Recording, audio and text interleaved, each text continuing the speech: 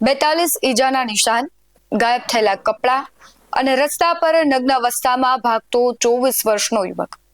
શું કોઈ અકસ્માતમાં માણસના શરીર પર 42 ઘા પડી શકે? શું કોઈ માણસ નગ્ન હાલતમાં અમુક જ કલાકમાં 52 કિલોમીટર દોડી શકે? અને સૌથી મોટો સવાલ કે રાજકોટમાં બનેલી આ સનસનીખેજ ઘટના પાછળ શું કોઈ મોટો રાજકીય પાવર કામ કરી રહ્યો છે? હું વાત કરી રહી છું રાજકુમાર જાટ કેસની. નમસ્કાર, ગુજરાત BS9 TV ન્યૂઝમાં પોલિટિકલ એનાલિસિસ સાથે હું છું ભગવતી વિશાવડિયા. રાજકોટના ગોંડલના ચર્ચાસ્પદ રાજકુમાર જાટ મૃત્યુ કેસમાં હવે એક નવો વળાંક સામે આવ્યો છે. આમ તો દેશ અને રાજ્યમાં કેસના પડઘા પડ્યા છે. છેલ્લા એકાદ વર્ષથી આખા કેસને લઈને ગોંડલ સતત ચર્ચાનું કેન્દ્ર બન્યું છે. પણ હવે આ કેસમાં એક નવો વળાંક આવ્યો છે. જવાબદારો સામે હાઈકોર્ટે લાલાક કરી છે. ગોંડલના પૂર્વ ધારાસભ્ય જયરાજસિંહ અને તેમના પુત્ર ગણેશ ગોંડલની સંડોવણીના આક્ષેપ વચ્ચે હવે આ કેસ ગુજરાત હાઈકોર્ટમાં પહોંચ્યો છે. પોલીસે જેને માત્ર એક અકસ્માત ગણાવીને ફાઇલ બંધ કરવાનો પ્રયાસ કર્યો હતો, તે કેસમાં હાઈકોર્ટે એવા સવાલ પૂછ્યા છે કે તપાસ તંત્ર પાસે તેના કોઈ જવાબ નથી. ઘટના છે રાજકોટના કુવાડવા રોડ પોલીસ સ્ટેશન વિસ્તારની. 24 વર્ષના યુવાન રાજકુમાર જાટનું શંકાસ્પદ સંજોગોમાં મોત થાય છે.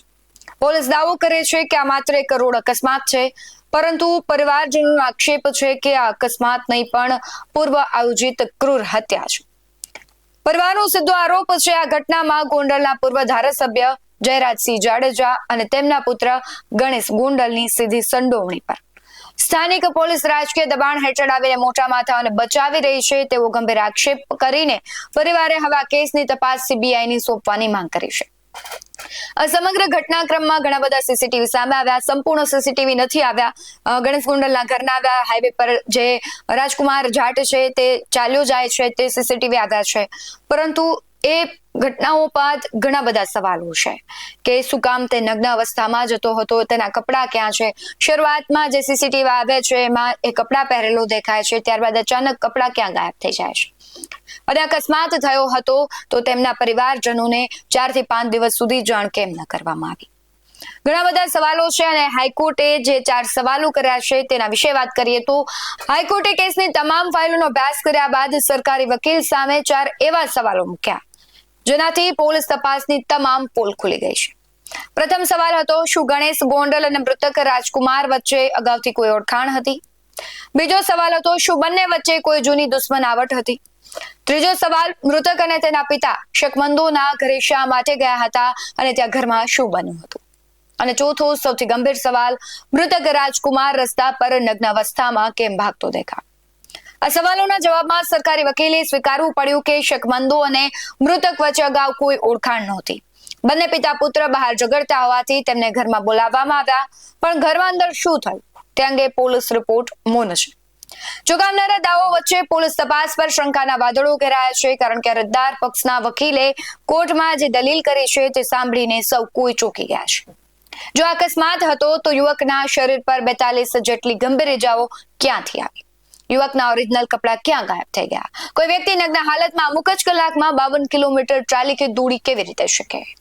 મૃતકના ગુદાના ભાગે થયેલી ગંભીર ઇજાઓ ક્યાં અત્યાચારનો પુરાવો આપે છે? જ્યારે યુવક ગાયબ થયો ત્યારે પોલીસે તેનું લોકેશન જુનાગઢ બતાવ્યું હતું, જે પાછળથી તદ્દન જૂઠું સાબિત થયું છે. વકીલે દાવો પણ કર્યો છે કે ગોંડલમાં શકમંદોની ધાક એવી છે કે કોઈ તેમની સામે જોવાની પણ હિંમત નથી કરતું. યુવકે પોતાના સ્વમાન માટે કંઈક વિરોધ કર્યો હશે અને શકમંદોનો ઈગો ઘવાતા આ ભયાનક અંજામ આપવામાં આવ્યો હોવાની આશંકા છે.